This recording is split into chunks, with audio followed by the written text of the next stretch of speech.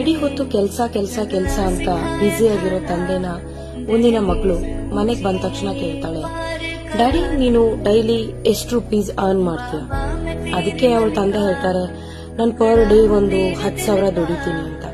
ಅದಕ್ಕೆ ಮಗಳು ಹೇಳ್ತಾಳೆ, ಓಕೆ ನನಗೊಂದು 5,000 ಕೊಡ್ಬೋದಾ?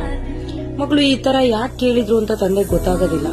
ಓಕೆ ನಾನು ನಿನಗೆ ಕೊಡ್ತೀನಿ ಅಂತ ಅವ್ರು ಸೀದಾ ರೂಮಿಗೆ ಹೋಗ್ಬಿಟ್ಟು ಅವ್ರ ಕೆಲ್ಸನ ಅವ್ರು ಮಾಡ್ತಿರ್ತಾರೆ.